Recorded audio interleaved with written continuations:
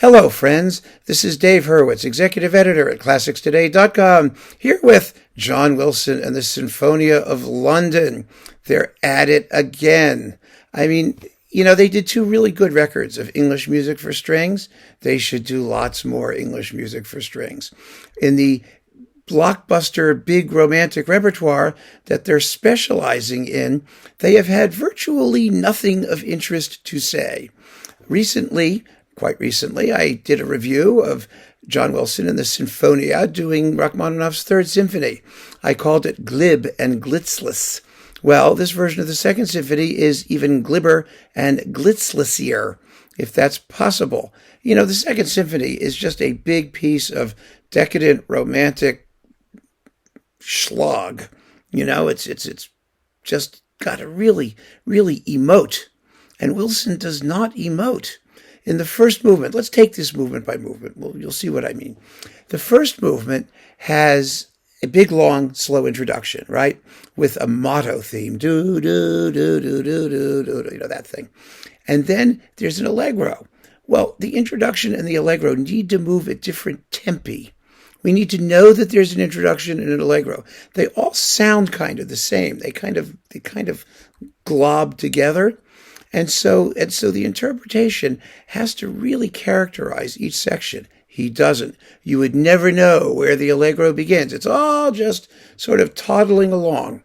And then he takes the exposition repeat, which is insane.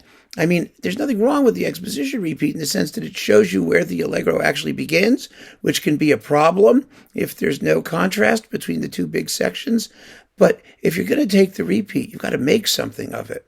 And this is one of those situations where the first subject and the second subject, again, they don't have any contrast. The second subject is, ya da da do do do do do do do do ya da da do do do do do. It's this big romantic thing. Slow down, milk it a little bit, have a little fun with it. No fun with it at all. And then, as I'm sure you know well, this movement has one big climax. You can tell when it happens because it's the only part in the entire movement for cymbals and bass drum. It whips up to this huge fury of strings and the brass are braying, and then finally you hear da-da-da-da crash, boom, it's really, they gotta nail it. This just sort of flows right by. To his credit, he does play it the way Rachmaninoff wrote it. There's no stupid timpani swat at the end of the movement, which is good. I give him props for that, for trusting in what Rachmaninoff wrote. But there's just no passion here. None. Zippo. Now, the Scherzo is probably the best movement. You might have expected that. It's quick. It's perky. It has nice rhythm. There's nothing wrong with it. It's perfectly fine. But, who cares? Really, it's a Scherzo. It's a nice movement. It has a great tune in it. It's got a couple great tunes in it, but you have to get past that to the Adagio. Now, the Adagio, like the entire performance, is on the swift side. It's 14 minutes long. It can take 16, 17, God knows what. And so to that extent, I'm all with it. I really am, because I think this is a movement that really has dead spots. It can bog down, and there's that one part in the middle where it kind of stops, and then it starts again just when you think it's over. So that's all good. But once again, there's just more sexiness in this music than Wilson allows it. The solo clarinet plays well. They're okay. The orchestra's doing what he wants them to do.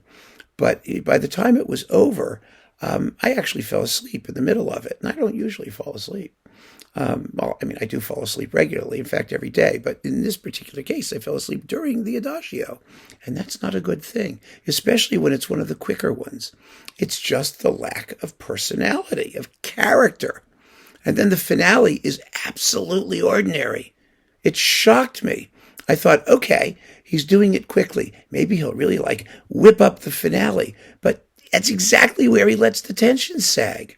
It's a totally ordinary, personality-less version of this finale. And at the very end of the finale, where the big motto tune comes back, I mean, you can cut the tempo in half.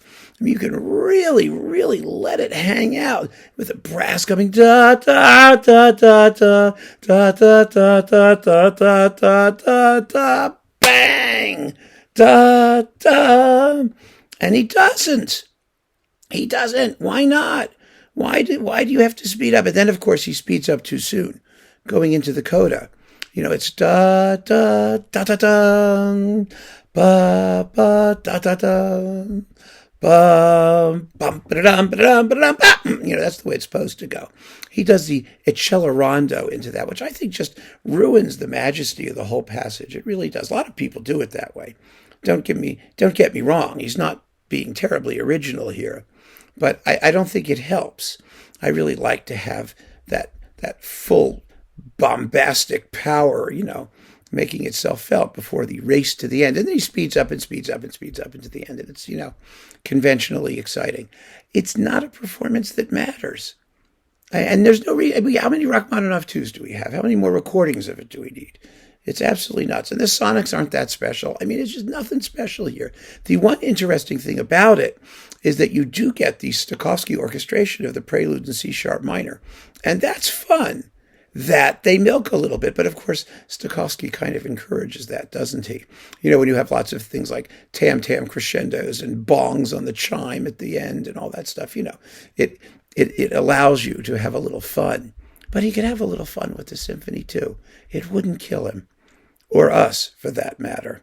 So, yep, another mediocre work-a-day record. And I just don't understand why, you know, Chandos is letting him do this stuff and they're not playing to his strengths, such as they are. I mean, we've heard them. I'm happy to welcome new recordings if they're good, but this is just so bloody pointless. And that is where I have to leave it. So keep on listening, friends. Thanks for joining me. Take care.